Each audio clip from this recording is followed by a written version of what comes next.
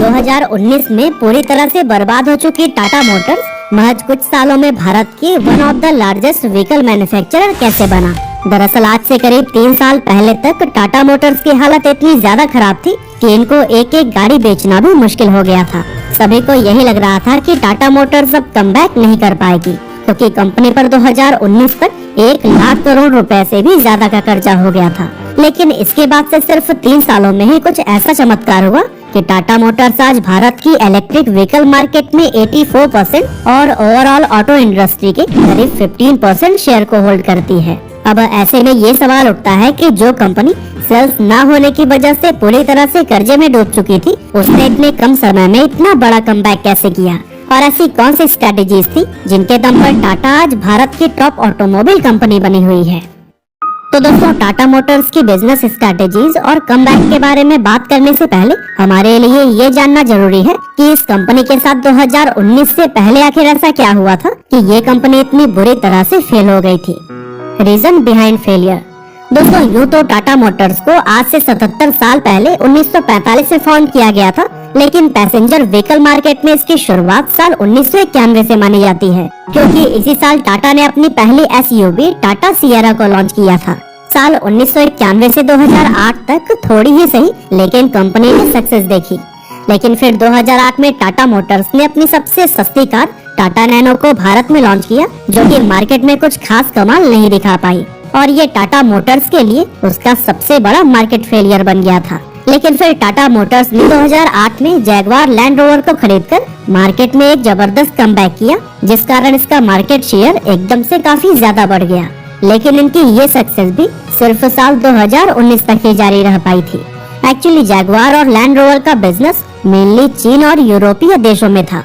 अब हुआ ये कि एक तरफ तो चीन ने इंपोर्ट पर 25% तक का टैरिफ बढ़ा दिया, और साथ ही JLR की कार्स में कुछ टेक्निकल एरर्स आने की वजह से साल 2017 में कंपनी को 1 लाख से भी ज्यादा व्हीकल्स वापस मंगवाने पड़े थे। और यही वजह थी कि JLR, जो सिर्फ चीन से ही 33% का रेवेन्यू टाटा मोटर्स को दे रही थी, ये रेवेन्यू 2017 में घटकर सिर्फ 10% रह गया।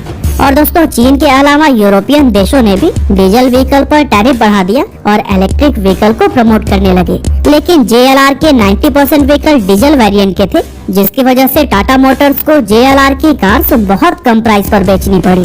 और दोस्तों, JLR के इसी मार्केट फेलियर की वजह से ही टाटा मोटर्स 1 लाख करोड़ रुपए के कर्जे में डूब गया था, और भारत में भी इनका मार्केट शेयर घटकर सिर्फ 3% रह गया था। नौबत तो यहाँ तक पहुँच गई थी कि मार्केट में टाटा मोटर्स के पूरी तरह से शट डाउन होने की बात होने लगी थी। लेकिन फिर अगले ही 2 सालों में टाटा मोटर्स ने ऐसा कमाल किया कि कंपनी का शेयर 3% से बढ़कर सीधा 15% के करीब पहुँच गया, और इलेक्ट्रिक व्हीकल मार्केट में तो कंपनी ने 82% का मार्केट शेयर कैप्चर कर लिया था। असल में टाटा मोटर्स को ये सक्सेस ऐसे ही लक से हासिल नहीं हुई, बल्कि इसके पीछे भी कई बड़ी बड़ी और अहम स्ट्रेटेजीज का रोल रहा है। तो चलिए अब बात करते हैं टाटा मोटर्स की उन 5 मुख्य बिजनेस स्ट्रेटेजीज के बारे में, जिनके दम पर टाटा मोटर्स ऑटोमोबाइल सेक्टर में कमबैक कर पाई है। Number 1, removed old vehicles from the market. दोस्तों, साल 2020 में जब भारत में कोविड-19 हिट हुआ और कंप्लीट लॉकडाउन लगाया गया, उस समय कंपनी की सेल लगभग ना के बराबर हो रही थी। कंपनी ने इसी समय का फायदा उठाया और कुछ ऐसे कदम लिए जिससे कि इस कंपनी की टोटल सेल एकदम से बढ़ गई। दरअसल कंपनी ने इनोवेशन और सेफ्टी पर जोर दिया, और उसके लिए उन्होंने सबसे पहले अपने सभी पुराने मॉडल्स जैसे सुमो, जेस्ट और बोल्ट वगैरह को मार्केट से धीरे धीरे हटाना शुरू किया। अब जब कंपनी मार्केट में नए मॉडल जैसे नेक्सॉन, अल्ट्रोज, हैरियर और टाटा पंच के साथ उतरी, तो फिर इसकी सेल एकदम से बढ़ने लगी। अब अगर हम 2020 के टोटल सेल्स डेटा पर नजर डालें तो पता चलता है कि अकेले नेक्सॉन की सेल 1 लाख कार से ज्यादा रही थी, और उसी के साथ ही अल्ट्रोज की टोटल सेल 69,000 के आसपास रही। इसके बाद से 2021 में टाटा पंच को जब मार्केट में लॉन्च किया गया, तो फिर अगले 2.5 महीनों में ही इसके 20,000 नई गाड़ियां सेल की गयी। इस तरह से मार्केट में नई नई गाड़ियां लॉन्च करने की यह स्ट्रैटेजी टाटा मोटर्स के लिए सच में काम कर गई। Number 2, vertical integration. दोस्तों, जब मार्केट में इलेक्ट्रिक व्हीकल लॉन्च करने की बात हुई, तो मारुति सुजुकी जैसे बड़ी कंपनी ने भी रिस्क को देखते हुए 2025 से पहले तक कोई भी इलेक्ट्रिक व्हीकल लॉन्च करने से साफ मना कर दिया, क्योंकि उन्हें पहले इंडियन ईवी मार्केट को प्रॉपर तरीके से जानना था। और ऐसे ही बाकी सभी कंपनियों के सामने भी इलेक्ट्रिक व्हीकल मार्केट में न उतारने के अपने अलग अलग रीजंस थे। जैसे इलेक्ट्रिक व्हीकल का डिजाइन कौन बनाएगा, चार्जिंग स्टेशंस कैसे लगेंगे और बैटरी कहां से इंपोर्ट होगी। लेकिन टाटा मोटर्स के पास इन सभी प्रॉब्लम का सलूशन पहले से ही मौजूद था।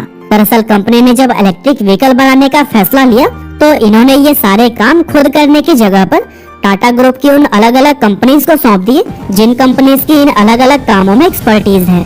फॉर एग्जाम्पल टाटा मोटर्स ने चार्जिंग स्टेशन बनाने का काम टाटा पावर को, सॉफ्टवेयर बनाने का काम टीसीएस को और बैटरी बिल्ड करने का काम टाटा केमिकल्स को सौंपा हुआ है। और इस तरह इस स्ट्रैटेजी से टाटा मोटर्स की ईवी के लिए आउटसोर्स डिपेंडेंसी पूरी तरह से खत्म हो गई और टाटा अपनी ईवीज का पूरा प्रोडक्शन खुद कर पाता है। इसका फायदा यह है कि एक तो टाटा मोटर्स दूसरी कंपनियों की तुलना में बेहद सस्ती ईवीज बना पाती है, साथ ही दूसरी कंपनियों पर डिपेंडेंसी न होने की वजह से इनके सभी काम भी टाइम से पहले पूरे हो जाते हैं। Number 3, proactive approach. दोस्तों, टाटा मोटर्स की टोटल सेल्स में हुए इस पॉजिटिव चेंज का एक बड़ा रीजन इनकी प्रोएक्टिव अप्रोच भी है। जहां बाकी कंपनियां भारत में इलेक्ट्रिक व्हीकल्स को लॉन्च करने से डर रही थी, वहीं टाटा मोटर्स ने बहुत पहले ही समझ लिया था कि फ्यूचर ईवीज का ही होने वाला है। इसीलिए उन्होंने ईवीज को मार्केट में उतारने का फैसला किया और सबसे पहले टाटा नेक्सॉन को मार्केट में उतारा।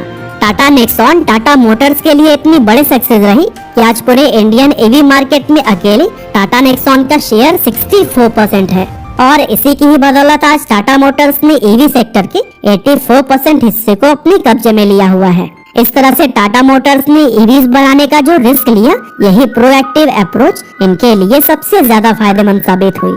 Number 4, vocal for local. दोस्तों, टाटा मोटर्स के सक्सेस में वोकल फॉर लोकल ट्रेंड का भी एक बहुत अहम रोल रहा है। दरअसल 2019 में जब कोरोना वायरस आया तो उस समय भारत में बहुत से चाइनीज प्रोडक्ट बैन कर दिए गए और स्वदेशी प्रोडक्ट्स को बढ़ चढ़कर प्रमोट किया गया, जिसका सीधा असर भारतीय कंपनियों को हुआ।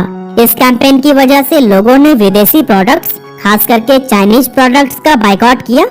और यही नहीं, किया और हुंडई जैसी बड़ी कंपनियों ने जब कश्मीर सॉलिडेरिटी डे सेलिब्रेट किया और पाकिस्तान के सपोर्ट में ट्वीट किए तो उनके ऐसा करने की वजह से भारत के लोगों ने इसका जमकर विरोध किया और ट्विटर पर बाइकआउट किया और बाइकआउट हुंडई जैसे हैशटैग ट्रेंड हुए।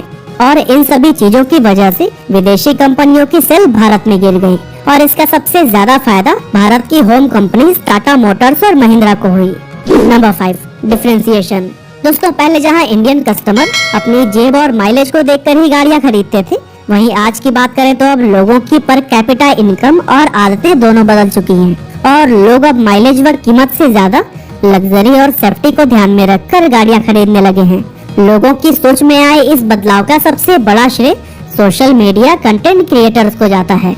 असल में हुआ ये कि पिछले कुछ सालों में बहुत से क्रिएटर्स ने सोशल मीडिया पर टाटा कार्स की build quality, crash test, accident और सेफ्टी को लेकर वीडियोस डालने शुरू कर दिए। अब लोगों को ये कंटेंट भी पसंद आने लगा, जिससे टाटा का फ्री में एडवर्टाइज हुआ और सोशल मीडिया पर इन वीडियोस ने लोगों के लिए प्रोडक्ट रिव्यू का काम किया, जिसके चलते लोगों का टाटा की गाड़ियों पर भरोसा बढ़ गया और लोग बेहतर सेफ्टी को अपनी फर्स्ट प्रेफरेंस मानकर टाटा की कार्स को खरीदने लगे। और इस तरह से टाटा मोटर्स की सेल्स सिर्फ 3 सालों के अंदर ही इतनी ज्यादा बढ़ गई। बाकी आज की हमारी इस वीडियो में बस इतना ही था।